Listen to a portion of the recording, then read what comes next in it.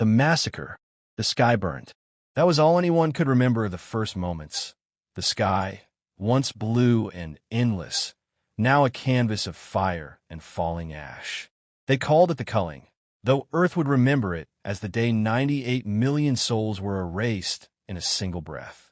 The Galactic Concord, an alliance of alien species that viewed humanity as a contagion, descended without warning. Orbital strikes shattered cities. Plague ships seeded bioweapons in the winds. AI-guided death swarms erased entire populations before the first human missile could launch. The invasion wasn't war. It was extermination. In underground bunkers buried beneath what remained of Washington, D.C., the last fragments of Earth's leadership watched in stunned silence. News feeds flickered with horror. Tokyo reduced to glass. Johannesburg swallowed in biotox clouds. Sao Paulo simply gone. "We've lost 98 million, a defense minister whispered, her voice hollow. Her hand shook as she gripped the edge of the steel table. Almost a quarter of humanity in hours.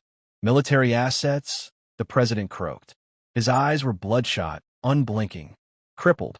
Satellite grids down. No air superiority. Civilians are being rounded up, or worse. The president's gaze dropped to a briefcase. Dust-covered, black, unmarked. Is Omega still viable? Someone asked. The words hung like poison in the air. No one answered. They all knew what Omega meant. It was not a weapon of mass destruction. It was something far worse. The president's hand hovered over the briefcase. His breath trembled. We built them for this. Not for politics. Not for parades. For this. No one stopped him. The facility lay a mile beneath the Rocky Mountains. Off books, deniable, and older than most governments. Twin cryopods stood in the center of a sterile white vault, untouched by time. Each pod bore only a name, scrawled in marker decades earlier. Boogeyman. Baba Yaga. Men in biohazard suits worked in grim silence, entering codes older than they were. As the cryo seals hissed open, mist curled across the floor like ghostly fingers. The first figure stirred. Massive, scarred, with the kind of cold, predatory eyes that seemed more wolf than man. He didn't speak. He didn't need to. His reputation, his legend, had already done all the speaking for him in whispers across Black Ops corridors.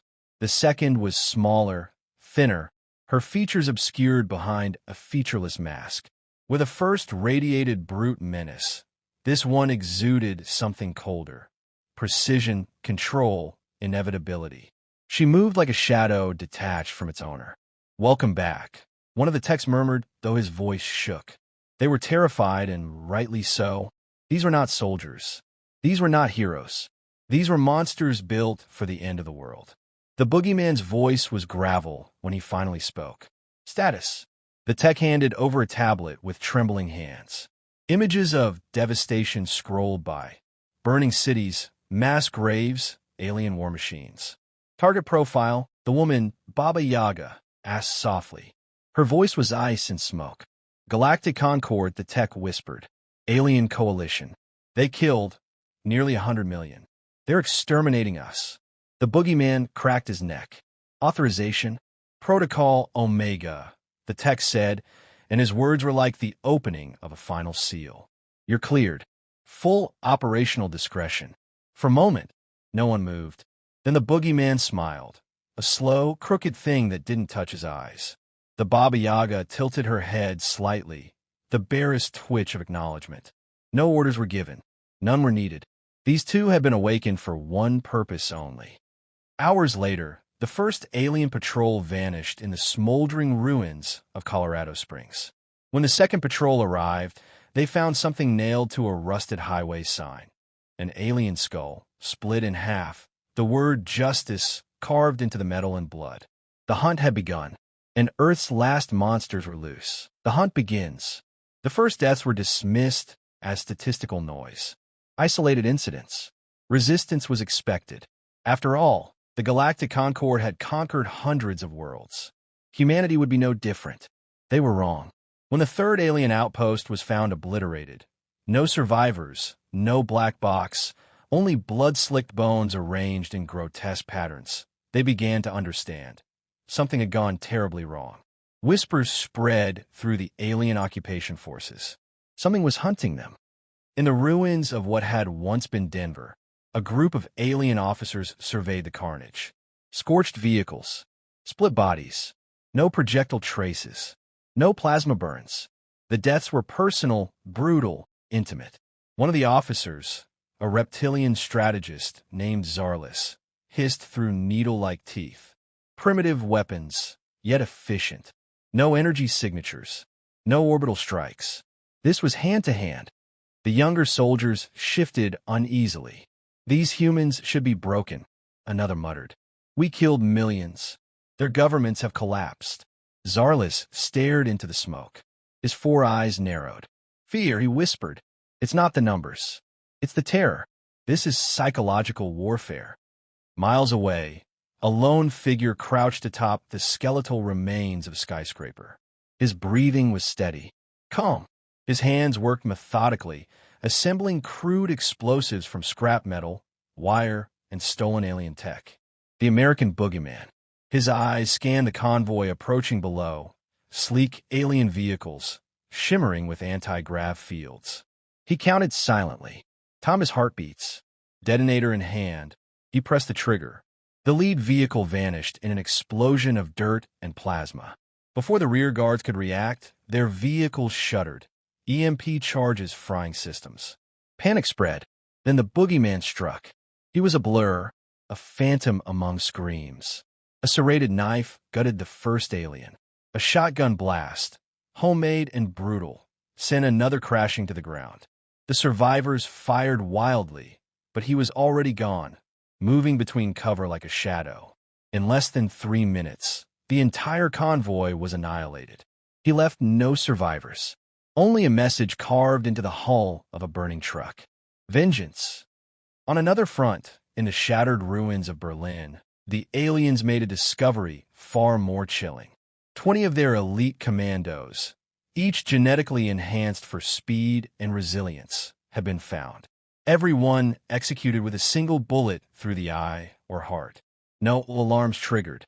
No trace of entry or exit. The only clue, a symbol painted in red on the floor, a skull with a crown. The old human symbol of death. No one saw her. Few even heard her. But they whispered her name now in every alien barracks. The Baba Yaga. Alien morale plummeted. Commanders found themselves unable to control their troops. Some soldiers refused to leave fortified positions.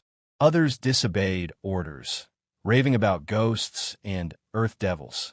Entire supply routes collapsed as the Boogeyman's sabotage spread. Bridges destroyed. Ammo depots exploded. Communication towers dismantled with surgical precision. The Baba Yaga struck in other ways. Assassinations of key leaders. Psychological games, leaving alien helmets filled with the severed fingers of their comrades. Broadcasts hacked to display silent footage of alien deaths replayed on loop. Each kill fed the myth. They weren't fighting an army. They were being hunted by nightmares. The Galactic Concord High Command, orbiting in sterile comfort above the ruins, reviewed the reports in growing horror. This is impossible, one of the overseers barked. Primitive species. Broken infrastructure. We outnumber them 1,000 to 1. But the cold data didn't lie. In 1 week, over 7,000 alien troops had been killed or gone missing. The president of Earth, still deep in the command bunker, listened to the intercepted alien transmissions. The creatures were terrified. He allowed himself a grim smile. They're learning, he murmured. You don't kill 100 million humans and walk away. In the dark, the Boogeyman and the Baba Yaga crossed paths, wordless, efficient. They didn't need conversation. They had a mission written in blood and ash. The hunt had only just begun. The monsters of Earth. The alien soldiers no longer marched through Earth's ruins with arrogance. They crept, jumpy, twitching as shadows, their once proud banners now dragged through ash and blood. Something had changed. The humans were supposed to be finished, broken. Yet every day brought new whispers, new horrors. They called them by names no translator could fully capture. The Boogeyman, the Baba Yaga, Alien commanders gathered in fortified citadels, surrounded by walls of steel and drones. Paranoia consumed them. Some were executed by their own troops, accused of leaking information to the enemy. Others simply vanished, abducted in the dead of night, their bodies never found. In the mountains of what was once Western Russia, a new resistance camp burned brightly beneath the aurora-lit sky. Not from fire, but from life. Men, women, and children gathered, broken, scarred, but alive. Some carried weapons. Others carried only stories. And at the heart of the camp, battered radios relayed whispered legends of Earth's defenders. "They're real," one man muttered near a bonfire. His hands shook as he described what he'd seen. The one they called the Baba Yaga. She took out an entire alien command center alone. No shots missed. Gone before they hit the floor. Others spoke of the Boogeyman, how he turned alien psyops teams against themselves. How entire platoons fled in panic after finding their officers skinned and hanging from trees. The stories were wild, terrifying, and every word of them was true. The Boogeyman moved through the wastelands like a predator. Every step was deliberate, every attack calculated. He struck where they were weakest: supply lines, fuel depots, field hospitals.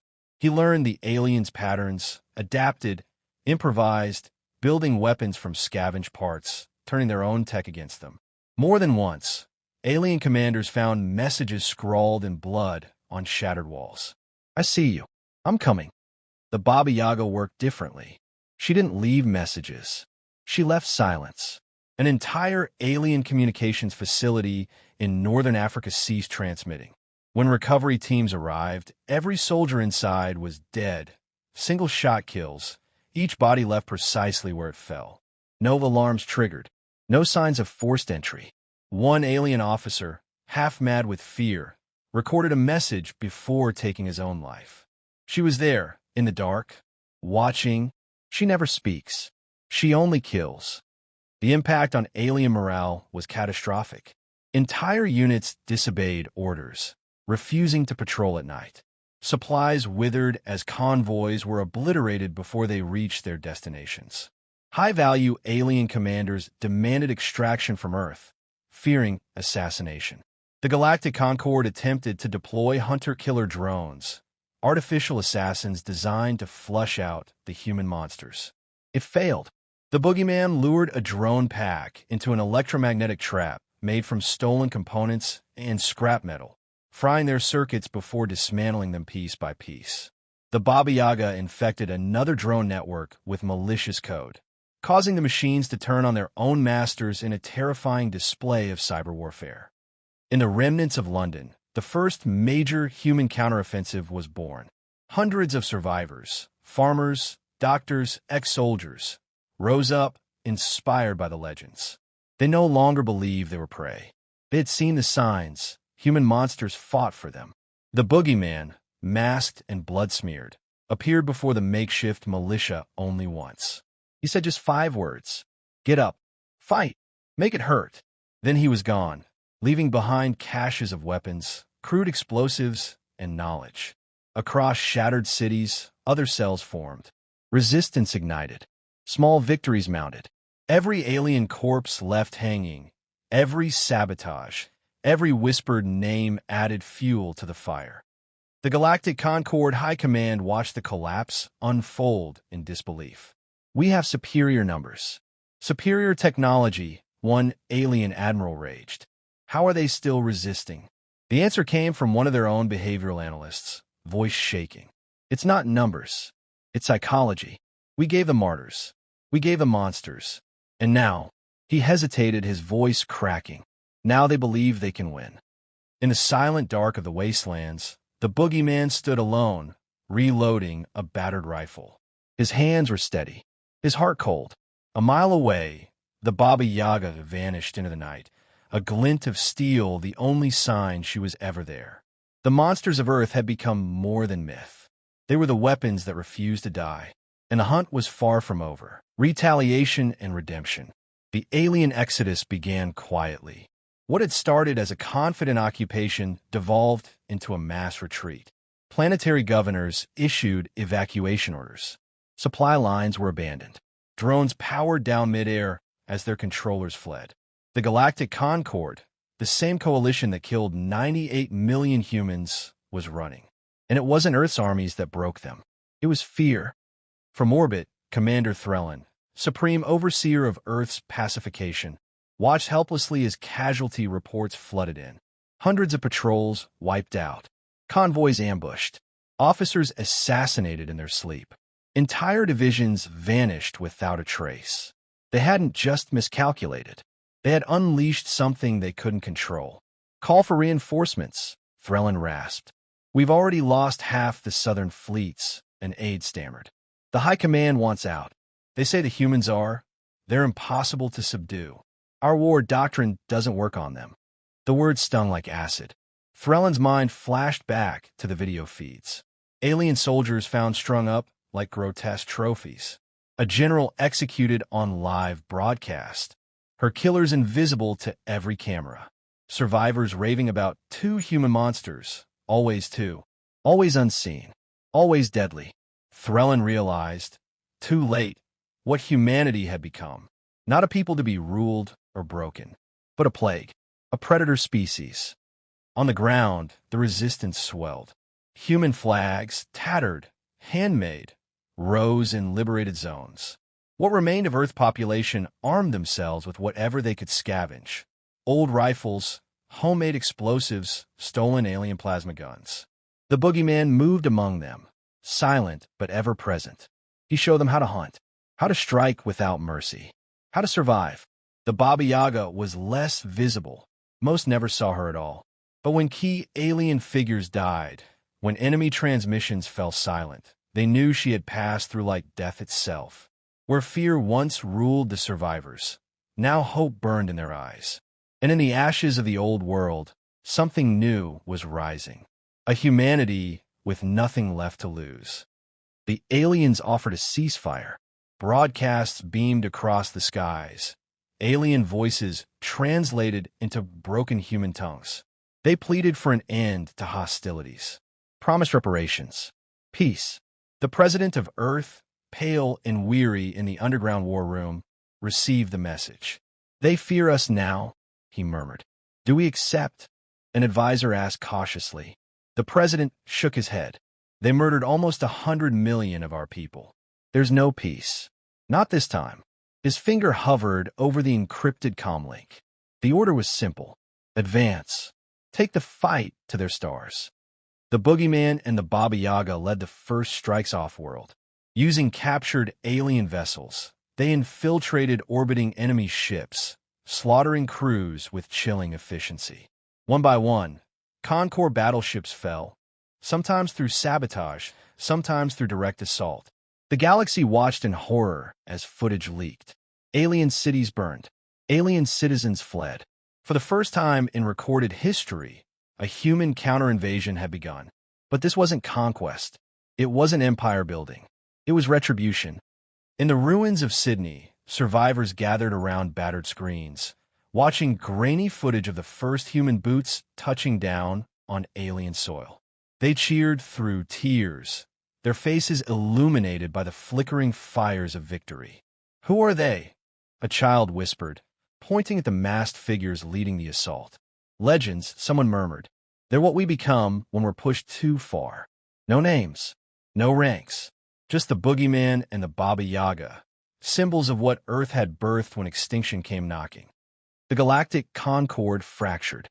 Member races bickered, withdrew, turned on one another. Their leaders spoke of peace, of rebuilding. But in dark corners of every council hall, one terrifying truth echoed. You don't make war on Earth, because Earth fights back with monsters. On board a stolen alien vessel, the Boogeyman cleaned his weapons in silence.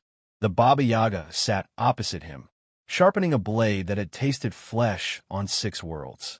Between them, no words passed. They didn't need words. The stars stretched out before them. Hundreds of alien worlds that had once viewed humanity as prey. But humanity had survived, and now it was hunting. Final line. They thought they could break us. They forgot. We are the monsters that survived the fire.